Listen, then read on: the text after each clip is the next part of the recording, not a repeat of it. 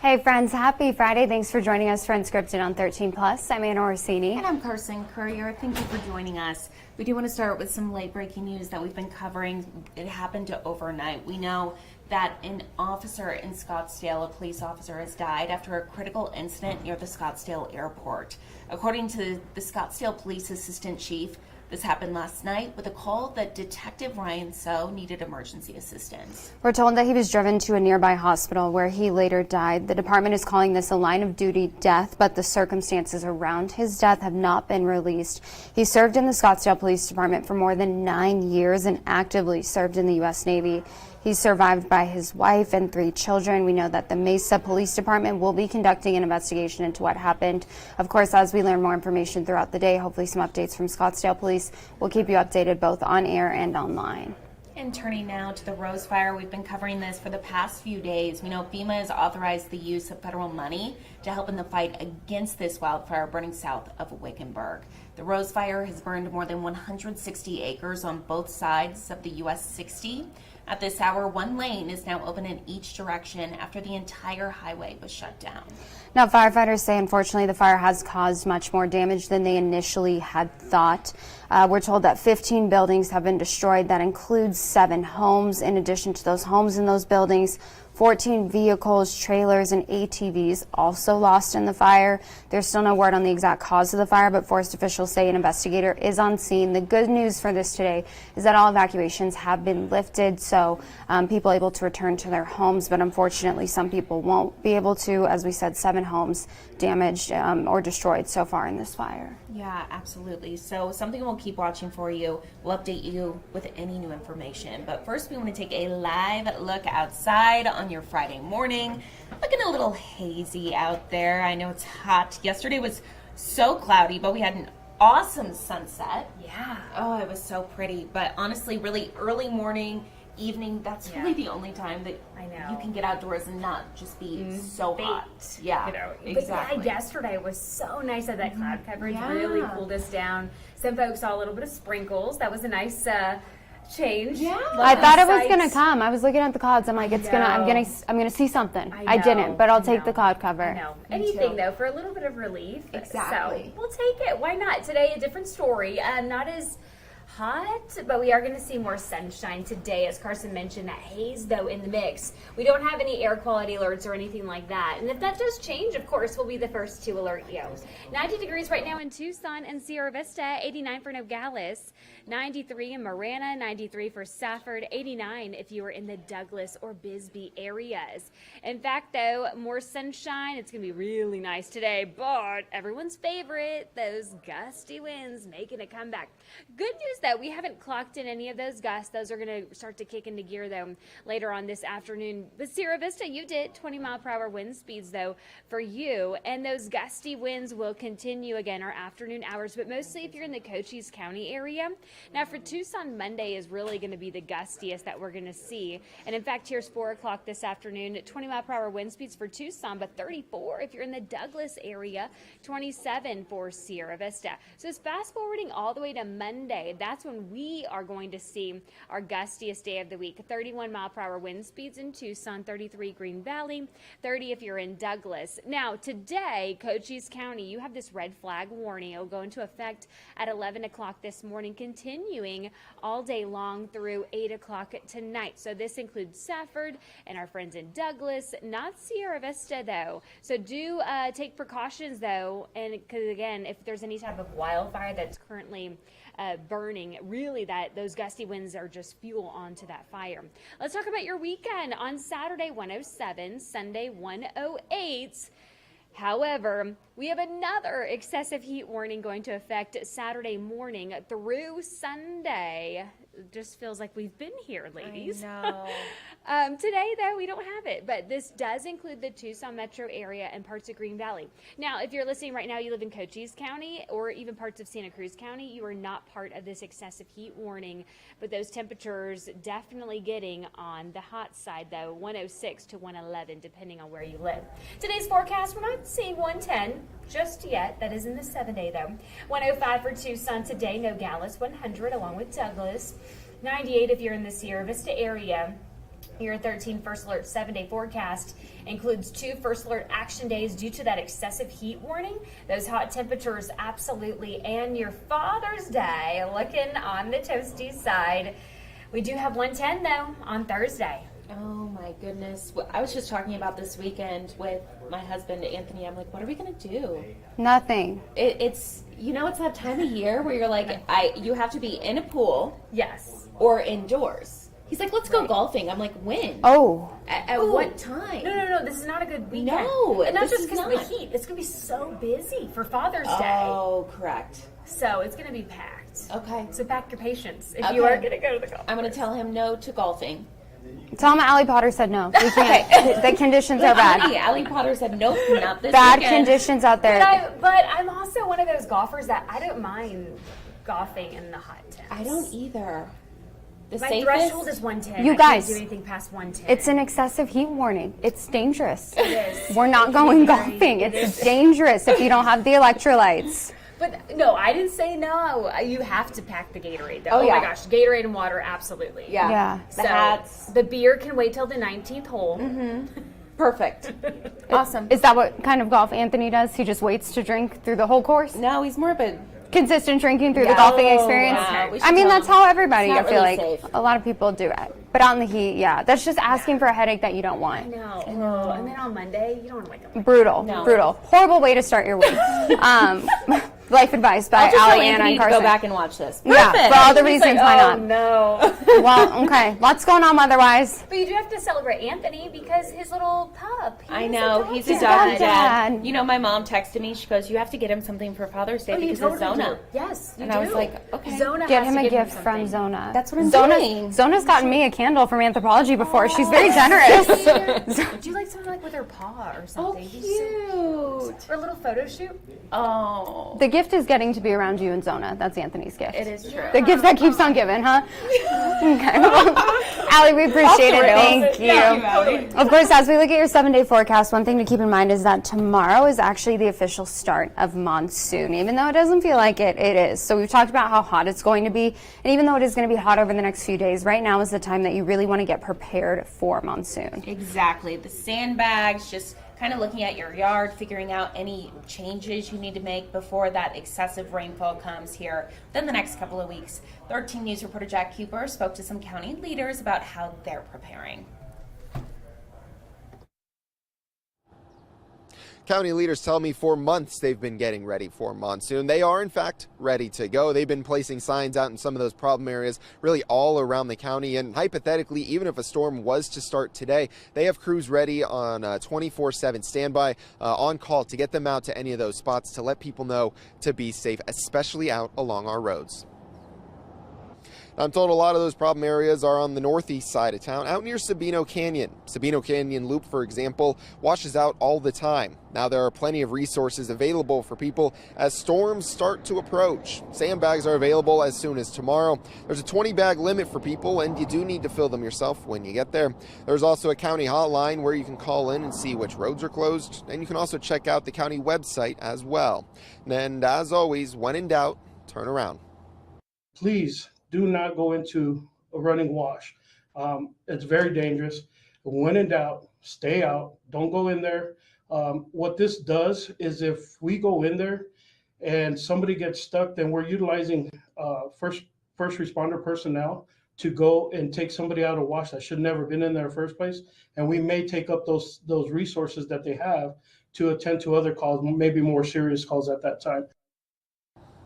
And on Monday, the city of Tucson is going to be out doing the same thing. They're going to be putting some of their signs out in problem areas, getting the city ready for when those storms start to approach. Now, one of those spots includes out here on the northwest side of town, Camino de la Tierra, out near River Road. And you see things like that sign right there. That sign's there all the time. It has when it's lit up, it says do not enter when flooded. Obviously, you're not going to want to go underneath that bridge. You're going to want to try and cross that because, you don't know how deep that water really is. And that's really the case all around town. There's a lot of these areas. You're going to want to make sure you're staying as safe as possible, especially in Midtown as you get closer to I-10, places like Grant and Speedway. There's those dips down there as well. So you just want to make sure that you're staying as safe as possible. Reporting on the northwest side of town, I'm Jack Cooper, 13 News.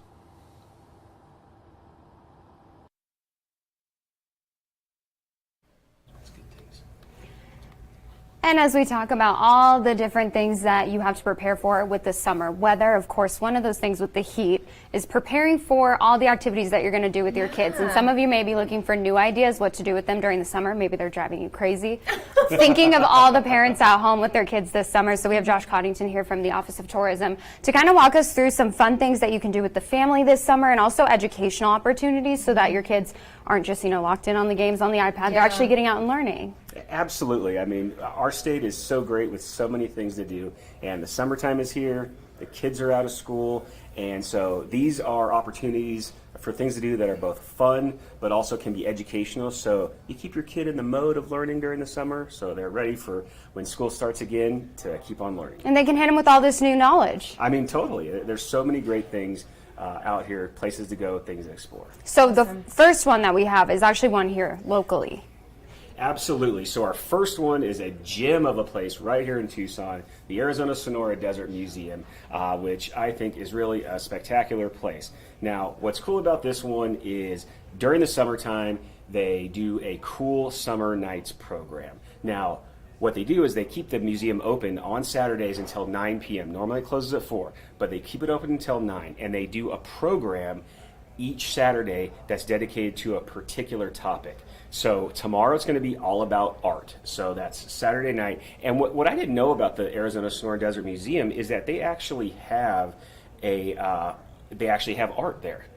So and it's not just like stuff they display, but they actually have a very cool art institute. And so Saturday they're going to be sharing that information, and they're going to have live artists there who are doing paintings. They have a space for the kids to make their own art, and then they have live music. They have food, local food, and they even do a special cocktail for each cool summer night program. So something for mom and dad as That's well. It's for it's the whole perfect. family, Your kids right? can do the art, Yes. paint, get all that everywhere else that's not your house, and then you can have a drink. Yeah. Absolutely. So they put a lot of effort into this, and I was really, really impressed by how much effort they put into these cool summer nights programs, which are each Saturday. And so if you can't make it to tomorrow night's all about art, the next one coming out after that is Dino Night, so it's all about dinosaurs. Right, super cool. And then the one after that's going to be Astronomy Night on June 29th. And for this one, they actually keep the museum open until 10 p.m. So you have lots of great opportunities to look through some telescopes that are brought out there. And I really just appreciate that. And then the last one I wanted to share is Teacher Appreciation Night, which is the closing night on August 24th. And this one, teachers and support staff get in for free for this evening. So I definitely recommend checking those out. Every Saturday night is a different topic or a different thing to check out there at the Arizona Sonora Desert Museum right here in Tucson. It's so fun. It is really cool. I was like, I've never heard of this, but that's, a lot of effort on their end to put on a different event every single Saturday throughout the summer.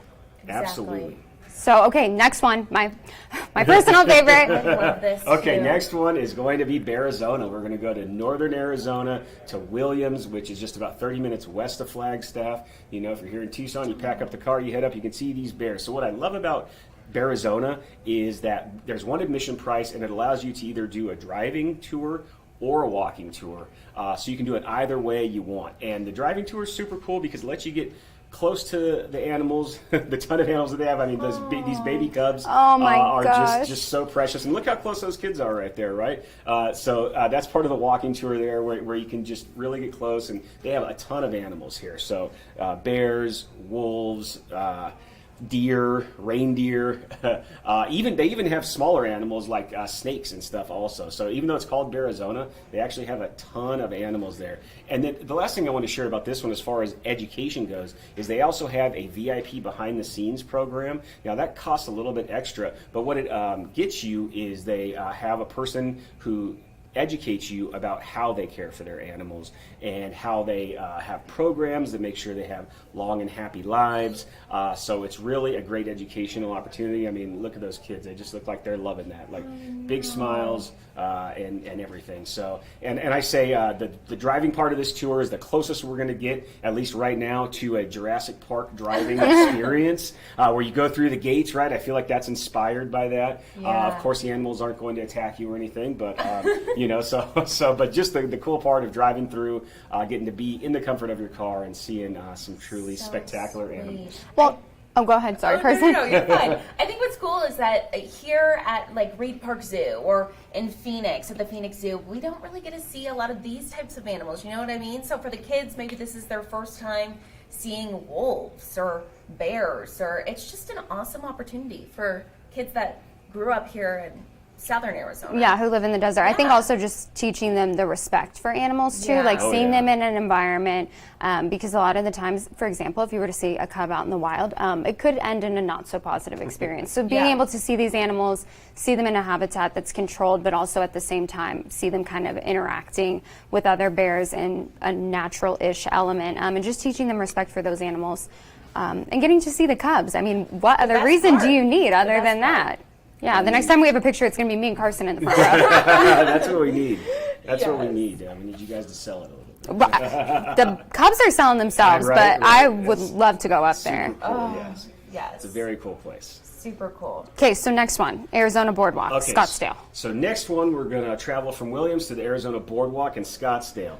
Now, this place is awesome because they always have something going on, and they have 9 separate attractions that are all in one entertainment district.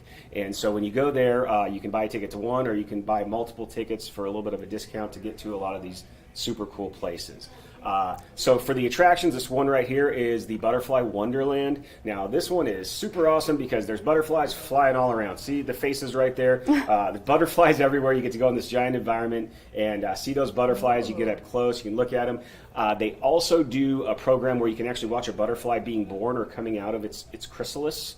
So you can really see how it starts its life, how it flies, and then additionally they have some summertime reading programs, and they have a Lego engineer program, which sounds pretty cool to me. That's awesome. So now here we're checking out Pangea Land of the Dinosaurs, which of course they put a ton of money in making these realistic dinosaurs. Obviously that little girl's not scared of that very scary looking dinosaur. Well, it's on a leash. I mean, was yeah, on a leash. and on Pangea, the cool thing, in addition to the dinosaur animatronics and the education, is that they also let you do things like excavating activities, so you get to actually dig and find fossils. So they lean into the education part of how we know what we know about dinosaurs, as opposed to just showing what we imagine they looked like.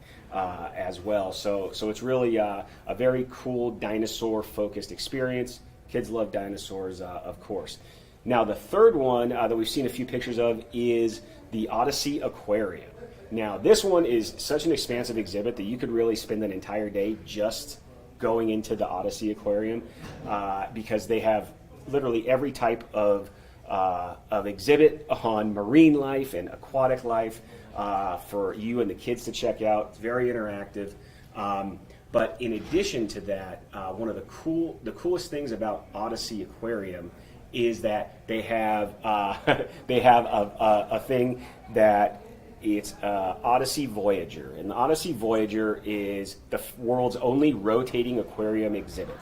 Oh, that's cool. Yeah, now, and it sounds like I'm saying that the aquarium rotates, but that's not what it actually does. It's actually seats in the middle, and your seats rotate slowly, and you get to go by these 46-foot walls that house 4 of their large sea life exhibits. That's and awesome. so, and they have the staff members stand in there and they talk to you, and they answer questions. So really a great way kind of sit with your kids and let them see something and they can ask about it, and the museum staff will answer it. So there is a ton to do at the Arizona Boardwalk. That was only 3 of 6 exhibits. And also the Pangea exhibit has a great arcade as well. So literally something for everyone. I mean, we could talk for 20 more minutes on this one. There's a ton of stuff to do here. You could spend a whole day. You could spend multiple days. Arizona Boardwalk is really cool, and they actually just installed a brand new carousel at Arizona Boardwalk. Oh, they have Literally everything. just opened They have it, yeah. everything. And penguins. Yeah, look And at it's it. I mean, indoors. Yeah, it's indoors. climate-controlled environment. Let us not miss that it is Yes. indoors. It's the most important part. Do you know what large sea animals they have in that?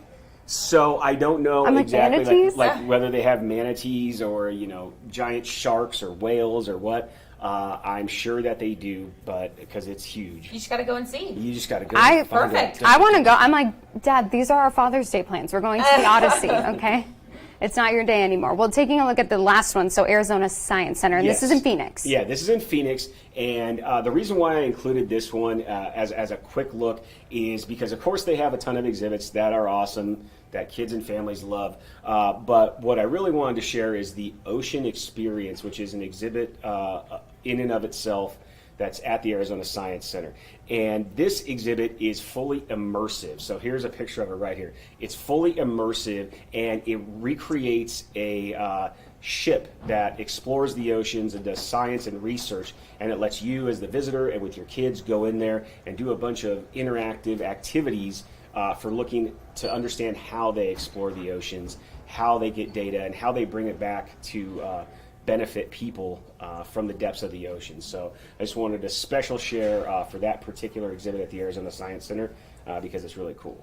I think too, young kids or kids kind of, I don't know, elementary to middle school age, they love science. The experiments and everything, they're very kind of mind blown by all this stuff. I think that would be cool though, going into one of those little ships or whatever. Yeah. I mean, that's awesome, and I feel like every kid comes out of an exhibit like this wanting to like be a marine biologist or like, you know, get into science or the ocean. And so I think that's just so awesome, and that's how I felt growing up. I got to go to the Monterey Bay Aquarium in California where I grew up. Oh my gosh! And I remember coming out of there being like, I'm going to be a marine biologist. Oh yeah, because it was just so cool, right? The Monterey Bay Aquarium's one of the best, arguably. Really? Yes, Yeah. it's so because it's against the water, so you can look out at Monterey Bay and you can see the little otters out there holding hands and being cute.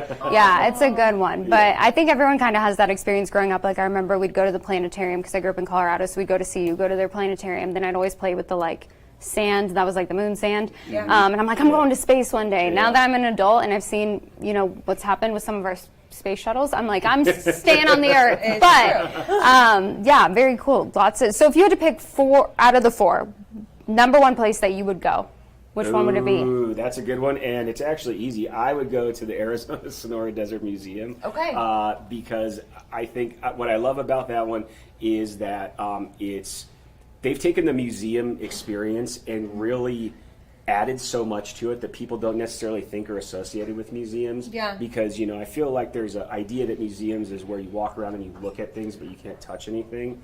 And at this museum, they've taken it to be an interactive experience, and they've thought of not just the adults that would be there, but also the kids that would be there, and how do you keep everybody engaged, and how do you keep everybody learning, and even not even being just inside the museum, but what can you do outdoors? Like what's surrounding the museum that is also informative of the area. And so I love that, and I love that they put so much time into switching the topics for every Saturday. So you could plan to go to all of them really, and it would be something new or something different each time. That's so cool. It is really cool. There's something special about an activity that is fun, but also everyone's kind of learning something from it. And anyone can learn something from it. You know, whether you're our age, your kid's age. I mean, there's still so much to learn, especially when it comes to some of the, like you said, space, the ocean, being outside, all of it. Art. Outdoors, mountains. I mean, there really is everything. And the last thing I want to say on this is I don't want any of these suggestions to take away from the great institutions that are here in Tucson that also do these same things. I shared these ones as ideas for road trips from Tucson, but there are, of course, so many great local places right here in Tucson that you can go to and have many of these same experiences for museums, learning, space, I mean, everything you want. So I want everyone to know that I love those places in Tucson also. Yeah, well, I think it's important too, because I didn't know that Phoenix had, you know, this elaborate of an aquarium, and my parents live there. So I think that it's cool because people might be going, you know, we want to get out of town, don't know where to go, don't know what to do. And you have, I mean, all these options throughout the state. I mean, we have a whole aquarium in the desert. How cool is that? Right? I mean, people love water in the desert, right? Yeah. So we do love to see that. We do. Best time to go to an ocean exhibit is during the summer. Yeah, perfect. Well, thank you for being with us today. We Thanks appreciate for having it. me, guys. I really appreciate it. Yeah, absolutely. Well, we look forward to the next time. Yeah, all right. Just keep on coming back. Well, thank you, Josh. Well, we're going to go ahead and take a look at this real quick because we do want to let you know, just a quick heads up as you're heading into this weekend, of course, Father's Day, maybe some outdoor plans. Keep an eye on your pets. The reason we say this is because right now, PAC has taken in, over the last 2 days, 200 dogs. So now they have 500 dogs. So there's a lot of pets looking for their homes. These are some of the recent dogs found at PAC. So, I mean, if you look at some of these dogs, a husky, we have a Great Dane, we have dogs that look like they're very loved. So if you recognize them, if you know somebody who's missing their dog, share this post with them. If you're missing your dog, of course, head on over to PAC, go to their website. And if you find a dog, try to reunite that dog with their owner before you take them to the shelter. Yeah. They're at crisis capacity right now, so they really don't have any more space. Of course, if you can't find the home for that dog, bring them to PAC so they're in a safe environment. But just really kind of pushing this time of the year, especially as we head into July with 4th of July and with monsoon and all these loud noises that can startle pets. They need all the space that they can get. So now's a good time to get a new friend if you don't have one. Exactly. The thing that it kind of hurts my heart is thinking about, okay, so over the past 2 days, they've gotten 200 dogs. It is so hot outside. How are these dogs outside? How did they run away? It's just, it's so heartbreaking.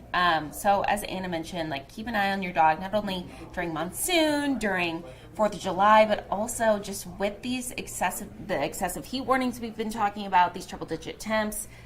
You really shouldn't have your dogs outside. No, and if you do, I mean, make sure that you have shade and water, but bring them Or in. little booties. Yeah, little booties for their feet. I mean, it is hot outside. I actually gave Harley, we were talking about this, because did Zona go to the groomer yet? Yes. How does she look? She looks like a good girl. Oh, I bet she looks gorgeous. I just gave Harley his summer cut, and I don't take him to a groomer. I just take the, whatever, shears or whatever in the backyard and cut his hair off, and I was just feeling like his black hair, even in the shade, he was so hot. Yeah. Oh, yeah. So definitely think about not only ourselves during this excessive heat, but our four-legged friends. Absolutely. And if you want one, go to PAC. So many options. So many options, so many local organizations. Of course, you can also head down to Rocky Point and Barb's Dog Rescue down there. They do incredible work. So many options if you are looking for a new friend. But keep in mind, microchip your pets, especially ahead of monsoon. Have a plan for them for the 4th of July. PAC cannot keep operating at this capacity that they've been at. So just keep an eye on your furry little friends and show them love this time of the year. It's hot outside for them. They're wearing a fur coat the whole time. I know, our babies. So sweet. Speaking of that heat, taking a live look outside. Hot weekend ahead of us again. Another excessive heat warning. And for our friends, if you're joining us from Cochise County today, you are under a red flag warning. So all the things that you could do to start a fire today, try to avoid doing those. Mother Nature does not need your help. We've seen fires in other parts of the state, pretty destructive ones, talking about the Rose Fire that burned down 7 homes, 14 vehicles. And so thankfully we haven't seen that kind of situation here. So let's keep it that way. Let's keep it that way. What have we been saying? 90%, 80% of all fires are human caused? And it's been more this year. I think it was 90% of them have been human caused so far in Arizona. So Mother Nature doesn't need your help. Nope. So be safe out there, everyone. Definitely stay cool, drink your water, drink your electrolytes. Take care of your pets and yourself because it's so important. Heat, you might think, not that dangerous, but it's the number one weather killer. It sneaks up on you. Yeah, it definitely does. Well, aside from all those heat warnings, have a wonderful weekend, a wonderful Father's Day. Shout out to all the dads out there. Enjoy your weekend. You deserve to be celebrated. And we will see you back here Monday at 9:30 for Unscripted on 13+. Thanks for watching. Have a great weekend and happy Father's Day.